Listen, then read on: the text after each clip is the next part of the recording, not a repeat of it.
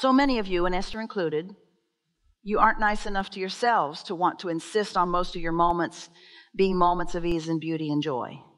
Because somewhere you picked up along your physical trail this thing that you need to pay some price. And really, when you're calibrating to other humans, the more you sweat and the harder you breathe, the more you are revered as those who are getting out and getting it done. You see, most people aren't understanding that you're calibrating to the energy that creates worlds, and you're masterful in your ability to attract.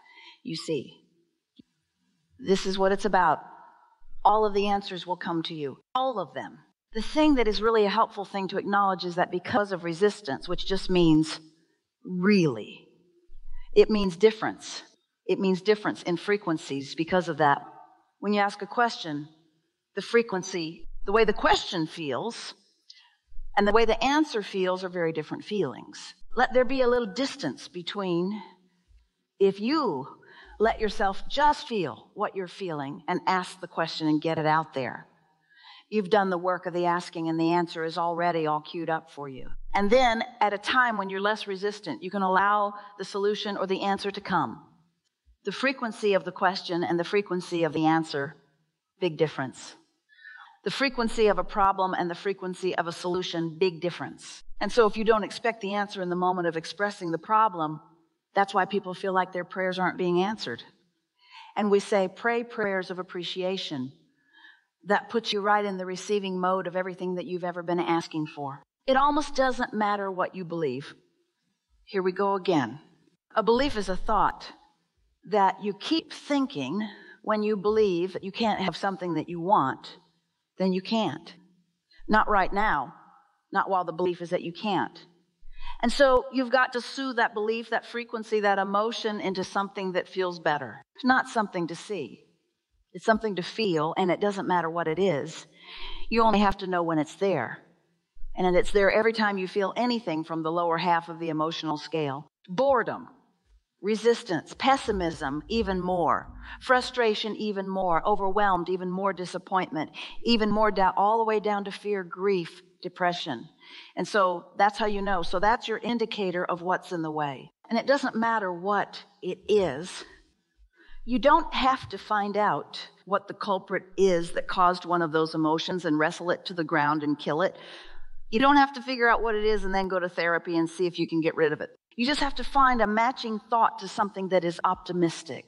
You're just looking for existing matches to the upper half of the scale, and that automatically takes you out of focus with whatever it was. And it doesn't ever matter if you ever understand what it was. Because as you soothe yourself, then you match different things. It's easier than you thought, isn't it? Does that make sense to you? Humans are we love you so much, you want to be so precise, you want to be able to explain yourself to everybody. And you want to be able to explain, well, I figured out what was wrong, and it was this and this and this. And the whole time you're explaining it, you're calibrated to it. So you're holding yourself in that frame. Frequency. It's like Jerry used to tell the story to Esther that he sat in front of the fireplaces, and the logs in that part of the country were really, they spit sparks all the time. And when one would get on his sweater, if he brushed it off quickly, not any problem, but if he didn't notice it, then it would burn a hole in his sweater. And it's the same sort of thing. When you've got something that doesn't feel good, and you don't do something about it, it becomes more, because the law of attraction makes whatever is active in your vibration more. And so once you understand that you've asked and it's been given now, just find a match that feels good. That feels like something that feels good to you. And we know, the difference, then you've accomplished a calibration. And then, we have something to say to you. Hang on. Let's go into a new room together. Let's say that you all are hearing this and getting this and willing to try this, and it's new for you because you're really motivated to understand everything and explain everything. Because you live in a society where a lot of people have demanded a lot of justification from you. In their comparative nature, in their controlling nature, it's all right. They didn't, in most cases, mean to do it. So, you are willing to try this game. It's a priceless, valuable game where you're just going to realize when you're having a negative emotion. And so you get better and better at honoring your own request. You see, here's the new room that we wanted to walk in with all of you together, so you feel the negative emotion. That's all that matters. You're aware that you're feeling some uneasiness. It's in early, subtle stages. It hasn't reached the place that there's some disastrous culmination. You're just feeling some uneasiness, and you don't like it. And you like yourself enough to want to grant yourself easiness rather than uneasiness. So rather than trying to figure out what is it that I'm feeling uneasy about, you don't have to do that. You just have to find something that you're easy about. And as you do that, you keep your vibration in this frequency where what you need or what you want is always within easy access to you. That really is the way that it works. Esther used to say to Jerry, she was trying to convince him that he would like to be with her. So she's saying, Evita, I'd be surprisingly good for you. She's saying, get on the bus, Gus. And one of the things that she said that she thought would really appeal to him is, I shine in a crisis. Well, that's valiant. There should be statues for people to do that, right? We explained to her once she started listening to us that the reason she shines in a crisis is because the crisis causes her to focus. And what we're asking you to do is focus pre-crisis. Focus that's softer, more subtle. It's easier if you convert those words, frequency, vibrations, energies, even words like resistance, into words like happy, sad, nervous, calm. In other words, your emotions are your vibrational indicators. Your emotions are your guidance system, and without them, you cannot calibrate. So this conversation matters. So do you know the difference between being worried and at ease about something? The nice thing about emotions, words don't really teach. And so we can say a lot of words, but the beautiful thing about emotions are that you can feel the difference. In other words, Esther knows when she's calm and she knows when she's agitated, don't you? When you're calm, you're in the allowing mode. When you're agitated, you're not. When you're happy, you're in the allowing mode. When you're mad at somebody, you're not. You are more than this physical apparatus. You're an extension of source energy that is consciousness, not something that you can hear or see or smell or touch or taste. It's consciousness and it's vibration. And so this non-physical part of you is perceiving in every moment, whatever it is you're perceiving. You're walking down the street. Your inner being is aware that you're walking down the street. Your inner being is aware of your body, of your movement, of what's around you, what the fragrances in the air are. Everything in your environment, your inner being is aware of that. And you have an awareness too.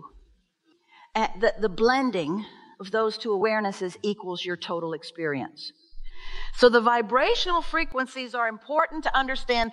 You are like a two-headed monster, so to speak. You have your inner being who has perception and you who have perception. And the frequency of your inner being and the frequency of you equals whatever your emotions are. So when we talk about calibrating to the frequency of your inner being, you mean look around and try to mold, modify, be deliberate about the way you focus into your environment and see if you can feel yourself into alignment with your inner being. And the way you do that, because you don't know what decibels are, you don't know. This is an A440.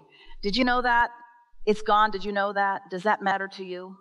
Does it matter to you what the frequency was, or did you just hear it? In other words, have you ever tuned a guitar or anything?